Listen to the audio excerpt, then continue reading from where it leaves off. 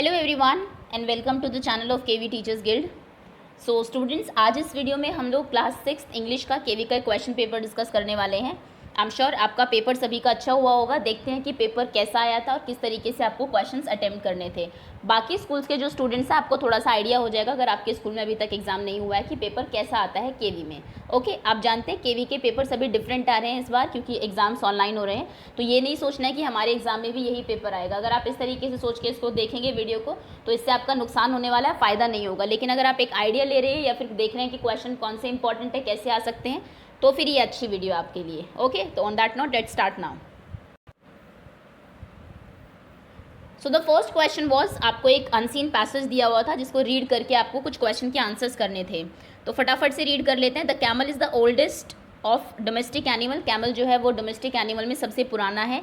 It has been used for thousand of years. लगभग हज़ारों सालों से इसे यूज़ किया जा रहा है by the desert people of Africa and Asia to supply many of their needs. African और एशियन जो लोग हैं अपनी नीड्स को सप्लाई करने के लिए कैमल को यूज़ करते हैं। On the fertile edge of the desert, desert के फर्टाइल एज पर, फर्टाइल मतलब होता है जहाँ पर खेती की जा सकती है, ऐसी जो ज़मीन है।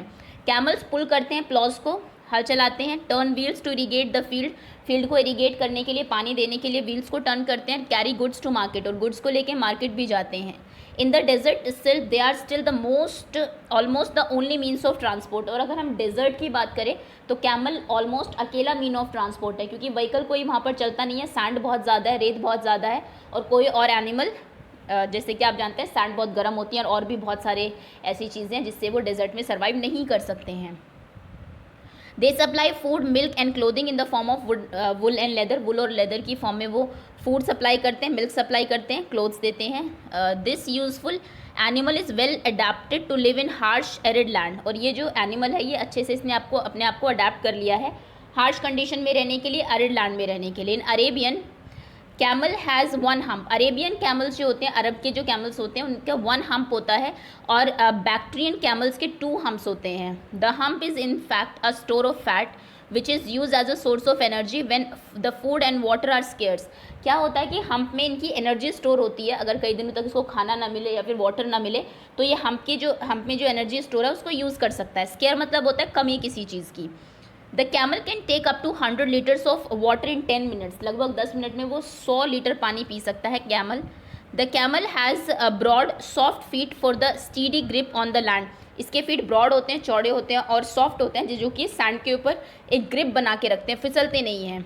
अ thick skin protected from the fierce day time sun. दिन में जो सन बहुत हार्श होता है, बहुत तेज़ चमकता है, उससे इसकी जो स्किन है वो बहुत थिक होती है, तो उससे भी इसको बचा के रखती है।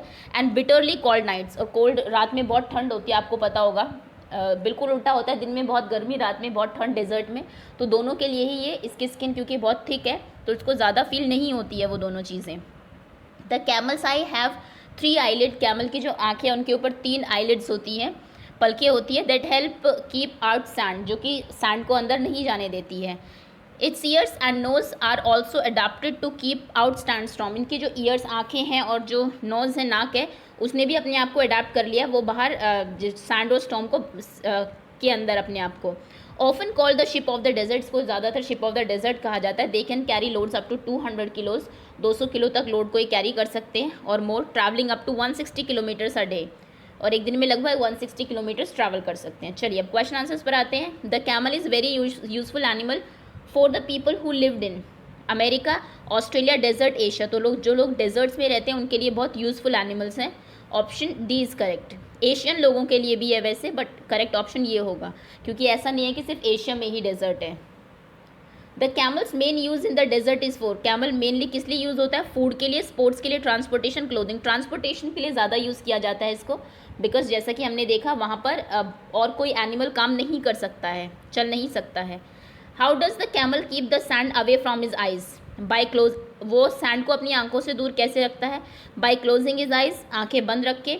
With the help of 3 eyelids, 3 eyelids की हेल्प से। गोइंग अंडर शेड, छाया में जाके। Lying on the ground, ground के ऊपर लेट के। तो with the help of 3 eyelids, हमने देखा 3 आईलिड्स होती है, पलकें होती है, जिसकी वजह से वो सैंड उसकी आंखों में नहीं जाता है। The camel has broad soft feet for broad और सॉफ्ट फीट किस लिए होते हैं? उसके अच्छी ग्रिप के लिए, ताकि वो दूसरे एनिमल से फाइट कर सके, ताकि वो अपने आप को प्रोटेक्ट कर सके सैंडस्टॉर्म में, या फिर ताकि वो रोड पर चल ना सके। तो ये है स्टेडी ग्रिप इन सैंड के लिए। The dash camel has one hump, कहाँ के कैमल का वन हम्प होता है? अरेबियन कैमल में वन हम्प होता है, जो कि इंडिया में भी जो कैमल्स होते हैं उनमें भी वन हम्प होता है, बट पैराग्राफ में आपको अरेबियन दिया हुआ है। Dash camel has two humps, कहाँ के कैमल में दो हम्प्स होते हैं? बैक्ट्रियन कैमल में दो हम्प होते हैं। The hump is the store house for, hump में क्या चीज़ स्टोर होती है? वाटर, फूड, फैट, जूस, तो उसमें फैट स्टोर होता है। ये बच्चों को बड़ा मिसकंसेप्शन है कि वो पानी पीता है और अपने हम्प में स्टोर कर लेता है। पानी स्टोर वहाँ पर नहीं होता है, उसमें एनर्जी स्टोर होती है, इसका फैट स्टोर होता है। Dash is called ship of the desert, I think ये तो बहुत आसान क्वेश्चन है। Camels are called ship of the desert. Find the opposite word for wild, wild मतलब होता है जंगली, इसका ऑपोजिट वर्ड क्या होगा? गैजेट, फॉरेस्ट, डेजर्ट, डोमेस्टिक, इसका होगा डोमेस्टिक। डोमेस्टिक मतलब होता है पालतू। Find synonym for the word dangerous, dangerous का सिनोनिम बताइए। फियर से, स्ट्रॉन्ग, क्लेवर, कावर्ड, तो इसका होगा फियर से। Next is Swami Haridas told Tansen's father, ये आपकी एनसीईआरटी के क्वेश्चंस हैं, ये आपको पता होने चाहिए कि क्या है। स्वामी हरिदास ने तानसेन के फादर को क्या कहा? उसको पनिश करने के लिए कहा, उसका बेटा जो है वो नॉटी है ये कहा, उसने कहा कि वो गिफ्टेड है, या फिर that he could make a good singer musician, की एक अच्छा सिंगर म्यूजिशियन बन सकता है। ये आपको पता होगा बिकॉज मैं इंग्लिश नहीं पढ़ाती हूँ, तो मुझे चैप्टर्स के बारे में नॉलेज नहीं है। बाकी ग्रामर पार्ट्स और अनसीन पैसेज और जो आपका राइटिंग पार्ट है वो मैं आपको बता सकती हूँ। राग मेघ संग बाय, राग मेघ किन्होंने गाया था? तो राग मेघ गाया था तानसेन और उनकी डॉटर ने। तानसेन क्या थे? तानसेन एक म्यूजिशियन थे, ना कि म्यूजिशियन, पेंटर और actor. In stanza two of who do all the teachers go, where do all the teachers go, pick the noses means, सारे टीचर्स कहाँ गए? स्टैंजा में नोजेस का क्या मतलब है? ये आपको 4 मीनिंग दिए हुए, बता देना जो भी करेक्ट है। वेयर ऑल द टीचर्स गो में के पोएट कौन है? ये भी आपको पता होना चाहिए। Peter Dixon, LM Hall, Harry Behn, YN. Shore. The poem is about what a child wants to know about, poem ये किसके बारे में है? वॉट वॉज रॉन्ग विद रे, रे के साथ क्या प्रॉब्लम थी? Why did Ray give to the man in exchange of watch, watch के बदले में रे ने क्या दिया उसको? जो मैन था कोई, आपके चैप्टर का क्वेश्चन है ये। Where was Kalpana Chawla born, ये मुझे पता है, Kalpana Chawla was born in Karnal. What was the name of space shuttle in which Kalpana Chawla went in her first space mission, पहले स्पेस मिशन पे कल्पना चावला किस में गई थी? दिस ऑल्सो आई नो, क्योंकि ये जीके का क्वेश्चन आपका, कोलंबिया नाम था उनके स्पेस शटल का, आपने ये 5th क्लास में भी पढ़ा होगा सुनीता इन स्पेस वाले चैप्टर में।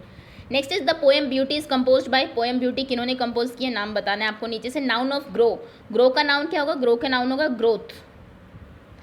Miss Beam school run her school with an aim of, Miss Beam जो थी वो अपना स्कूल किस एम के साथ चलाती थी? क्या एम था उनका स्कूल चलाने का? The school was different because, उनका स्कूल बाकियों से अलग क्यों था? क्या रीज़न थे? A dash of flowers, bundle of flower, bunch of flower, pack of flower, flock of flowers, तो a bunch of flowers. Bundle sticks का होता है, पैक आपके एनिमल्स का होता है, फ्लॉक आपकी बर्ड्स का होता है। Find synonym of word misfortune, misfortune का क्या सिनोनिम है? इसका मतलब क्या है? ग्लैड, लेम, ब्लाइंड, एडवर्सिटी, तो इसका मतलब है एडवर्सिटी। जब मिसफॉर्चून, फॉर्चून होता है आपका अच्छा लक हो, जब बैड लक एक तरीके से। Find antonym of the word fun, fun मतलब बहुत मज़ेदार, इसका एंटोनिम, इसका उल्टा क्या होगा? Boring. She is dash MLA, इसमें बच्चे बहुत गलती करते हैं, आपको लगता है ये M से शुरू हो रहा है तो इसमें आप MLA लिख देते हैं, विच इज़ रॉन्ग। यहाँ पर आएगा एन MLA, क्योंकि यहाँ पे M जो है वो म की साउंड नहीं दे रहा है, जैसे मंकी म से शुरू होता है, ये M की साउंड दे रहा है, MLA। तो जहाँ पर M जो है M की साउंड देता है वहाँ पर N आता है, तो एन MLA ये करेक्ट होगा। इसमें अगर आपने A लगा दिया तो आपका आंसर रॉन्ग हो गया है। Gold is dash precious stone, precious metal, gold क्या है? Gold is a precious metal. They invited मी, उन्होंने मुझे इन्वाइट किया, फॉर टी, टी के लिए। नेक्स्ट क्वेश्चन इज, आप हेड बॉय है स्कूल के, आपको एक नोटिस लिखना है इंटर हाउस पोएम रेसिटेशन के लिए। ये मैं आपको पहले भी करा चुकी हूँ, जब मैंने आपको एक क्वेश्चन पेपर दिखाया था लास्ट ईयर का और कहा था कि ये इंपॉर्टेंट है। नेक्स्ट में आपकी मदर अनवेल है, आप उसको अनअटेंडेड नहीं छोड़ सकते क्योंकि आपकी सिस्टर गई हुई है कॉलेज प्रोग्राम के लिए, फादर भी दूर है बिजनेस के सिलसिले में। आपको एक एप्लीकेशन लिखनी है प्रिंसिपल को 3 दिन की छुट्टी के लिए।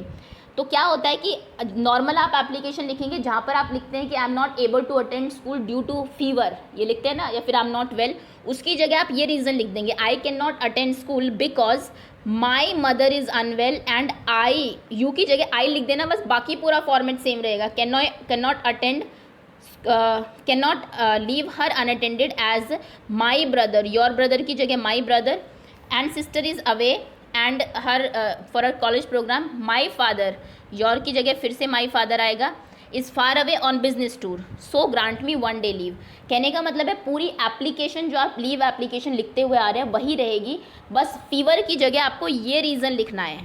ओके एंड ये पता है आपको कि नोटिस आप कैसे लिखते हैं। सबसे पहले तो नोटिस आपको बॉक्स के अंदर लिखना होता है, सबसे ऊपर कैपिटल लेटर में आपके स्कूल का नाम लिखा जाता है, जो भी आपके स्कूल का नाम है, मान लीजिए केवी, जहाँ का भी केवी है, नीचे आप कैपिटल लेटर्स में नोटिस लिखते हैं, उसके बाद आप डेट लिखते हैं कॉर्नर में, और नीचे कंपटीशन का नाम लिखते हैं, inter house poem recitation competition.